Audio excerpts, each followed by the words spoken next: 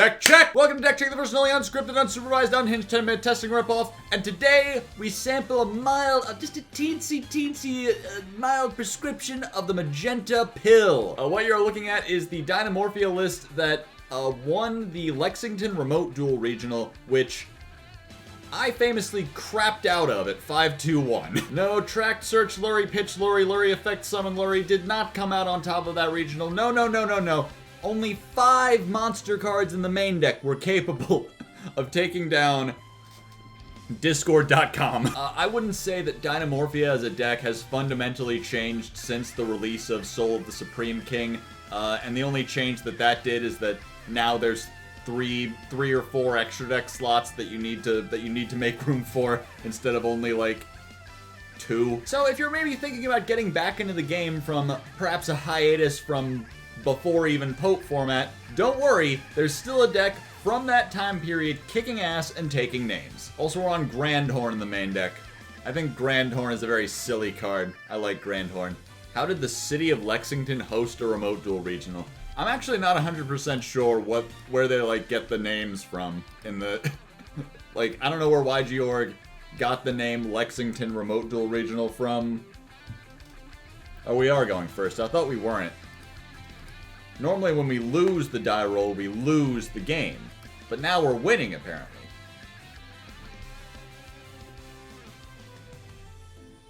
I think we need to set Frenzy. I mean, we have... Yeah, this is hard once per turn.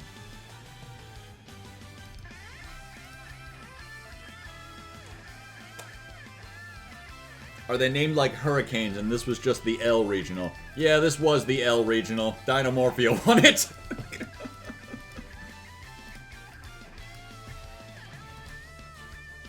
Alright. Now step 1, we gotta wait for the main phase. Gotta wait for the main phase. Ah! Okay. Don't panic. Don't panic. Don't panic. Just activate every card you can activate. Activate every single card. Go, my Psionic Warriors!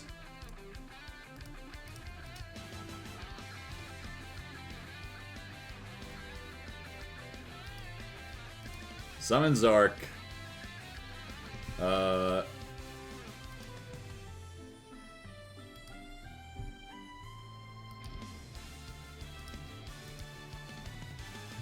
I'm panicking. Don't fucking do that!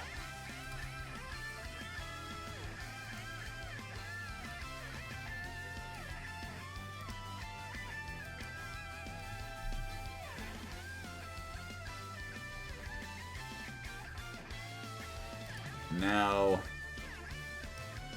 I don't really need to do that.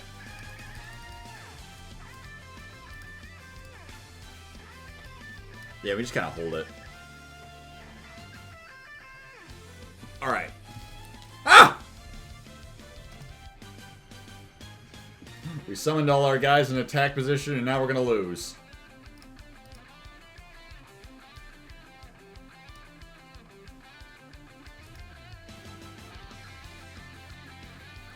And now, we do this. Use domain. Fuck.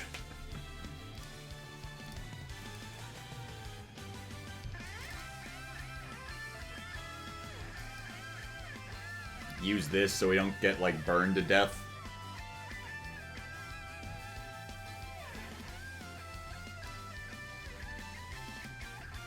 Summon these in defense so they don't die.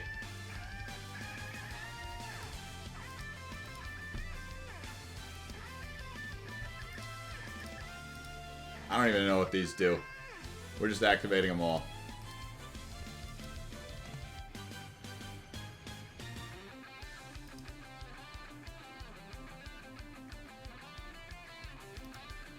Boom.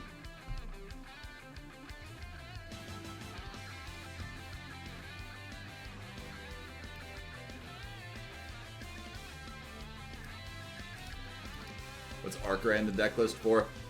You can actually summon it with Soul of the Supreme King, so it's just like a second thing to summon.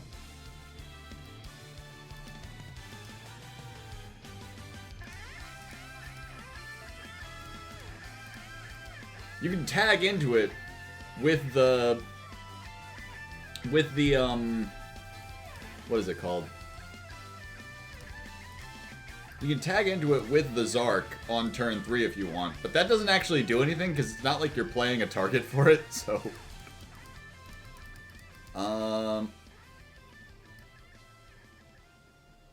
I want to say we just set another Frenzy, but we could also set Intact. That's probably not a bad idea. I know we're milling that. Well, this one stops us from taking battle damage, so that's not a bad idea. We can negate that. That does mean we don't die, that's true. Uncle Ben, what happened? Chicken game. Does this negate the activation or no? Yeah, it does. I mean, we can't use the chicken game.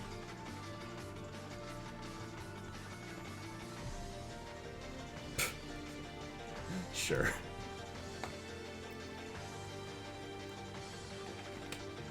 What is his hand? What is his hand? Oh my fucking god. Draw 2.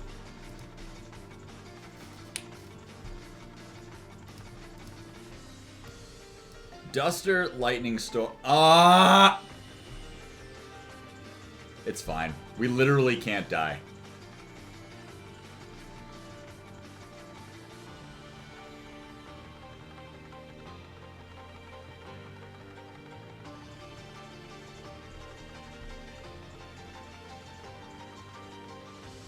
We literally can't die is the thing.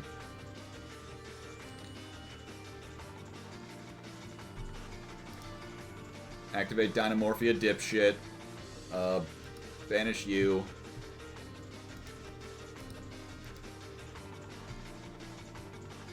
What's the Fusion 8 do? It negates the effects of monsters with 0 attack. Which, interestingly, makes up for the limitation of Rexsturm. Because it can never make your opponent... It can never floodgate anything with 0 attack. We're gonna make him unaffected. It can never floodgate anything with 0 attack because you can't get down that low. It's Xeno's paradox. You can't keep having your life points that low, so he just needs this guy to make up the difference. I've never seen Brave Eyes actually do anything. It's good in the Yu-Bell matchup.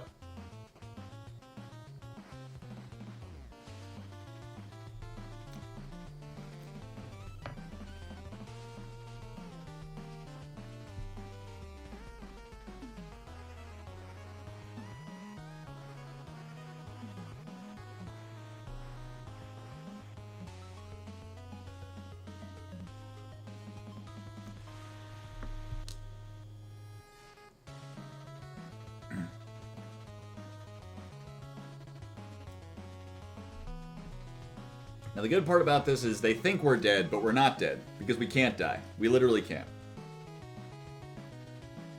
But no, yeah, this thing's effect is once per turn. If your opponent would play Yu-Bell, they don't.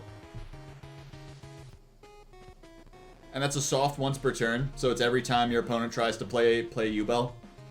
They can't play.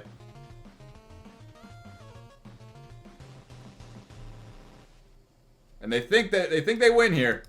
But watch this. My Psionic Warriors go. Reduce the damage to like 2 or whatever.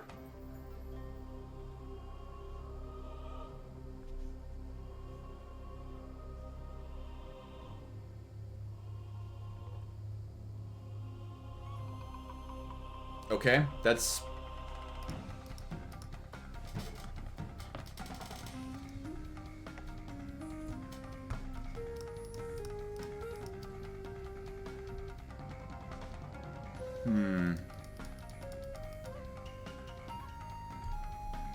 It's probably just get Frenzy and then floodgate them.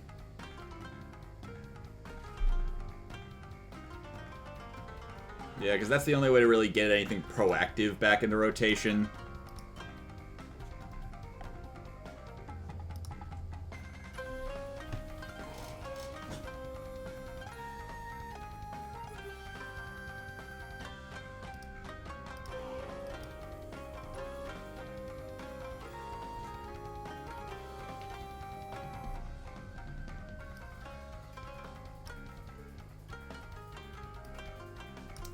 I'm not even sure I have enough in deck to do both.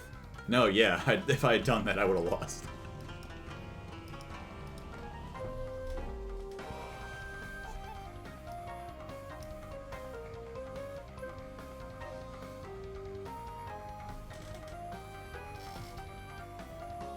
Can't activate that.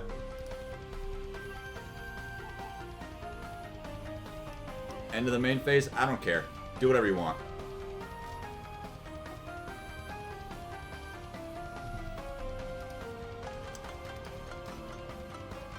Yeah, I should wait for the damage step. Maybe this... If this can't be used in the damage step, then, like, I'll hold the L. But I'm 90% sure it can, so... Fuck! Alright, it would appear that we're back. I think I got owned so hard, it took out my fucking Wi-Fi. Alright, we win.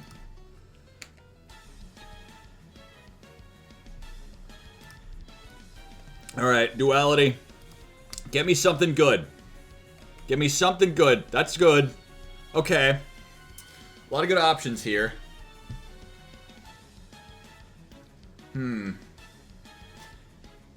We do have the interaction of Soul and Karma Cannon here.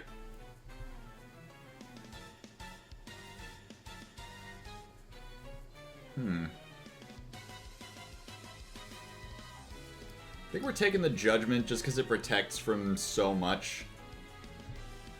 Even though Strike would protect us from Ash.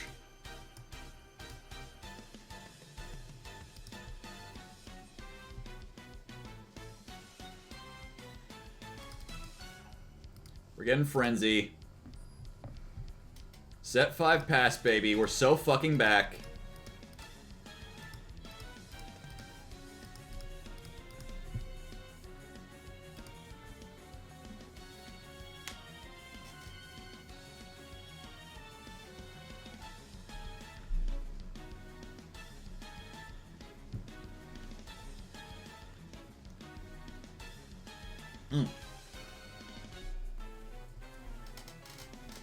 Hopefully this time we won't be owned so hard.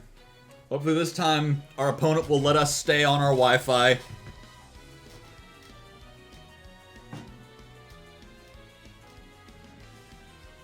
I think probably what's happening is our opponent is deciding if they really want to stay in this game. I've been in that situation before myself. I know what this is like. I know what it's like staring down Dinomorphia set 5 and thinking like, I could be doing anything else right now. I could be jerking off. I could be doing my taxes. I could be at work. That's probably more fun. Your life points are tied to your bandwidth. That's the thing, is that's true.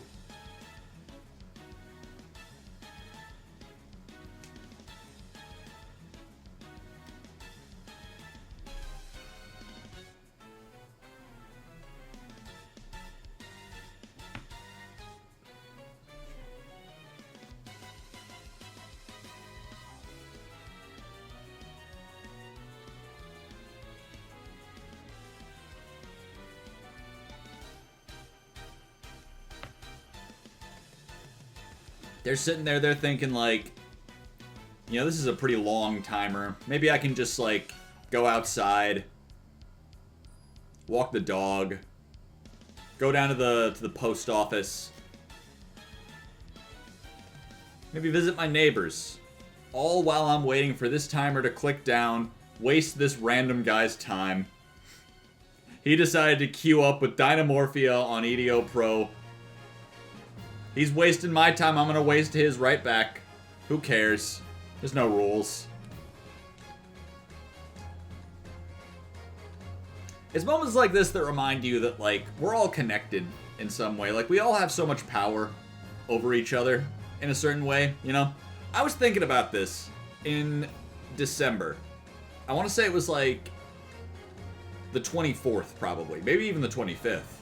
I was at work. If any of you still don't know this about me, I work at an airport. I work down on the ramp.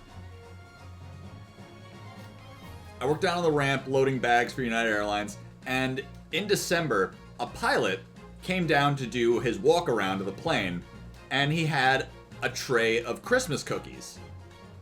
Like Christmas cookies, fudge, this like little cranberry thing, I don't remember, anyway. And he gave me one, and he gave one to each of my coworkers as like a little thank you for working working in the holiday season like this. And I thought it was such a nice gesture. It made me smile. But I also thought in my head, it was such a strange thought. Like, just briefly I thought, what if I slapped the tray out of his hand, ruining all those cookies, and just ruining this guy's day for no fucking reason? You know what I mean? And that thought kind of took me aback a little bit. Like, I understand intrusive thoughts don't necessarily define us. But it made me, I got stuck on it for so long. I thought, you know, I had so much power there to just remove all of this joy from the world. Like, I could have chosen to make the world a worse place, and for no reason. And, you know, I think that just fascinates me, you know? It's like the way that we're all connected. We all have the ability to either create or destroy. It's so easy to destroy. Like, it'd be so easy to do that just for no reason. And now there's so much less in the world. There's less joy. There is simply, the world is less because of my actions.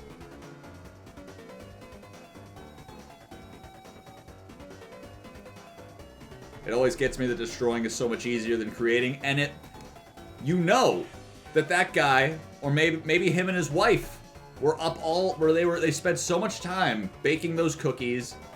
They spent so much time creating to bring joy into this world. And I had the power to destroy all of that in an instant. And I think it says something about us as people that we choose to keep building. That we choose to keep doing what's hard and making more of this world, rather than tearing it down. Mambo, thank you for the 29 months. Or the 30 months, rather.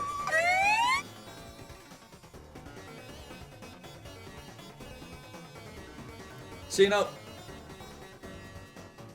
I think we're put on this world to build.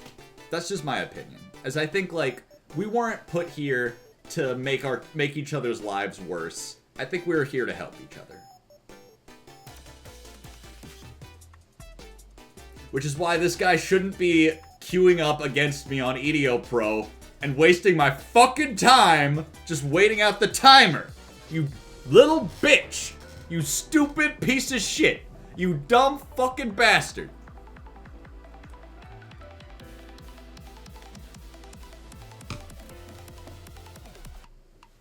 We literally get no reward for this. There's no ladder on EDO Pro. We're not getting world's points. We aren't creating any joy through the action of staying, but here we persist.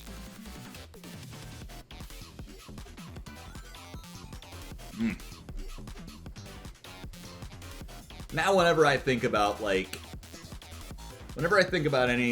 negative emotion I'm feeling, I think about that pilot, you know? I think about what he added to the world. I think I wanna be like that, you know? I wanna make this world. I wanna do more for this world than it does for me, you know? At least in some ways.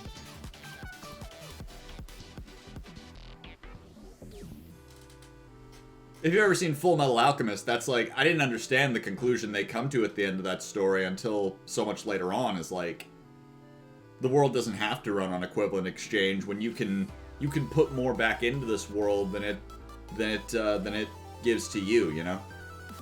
You could choose to do that.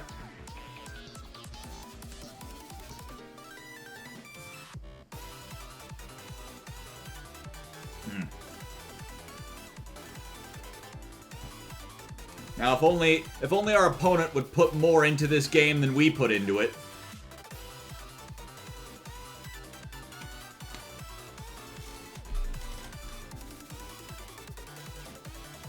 We didn't put very much into it. We set 5 and passed. I shouldn't be complaining. Maybe this is equivalent exchange at least.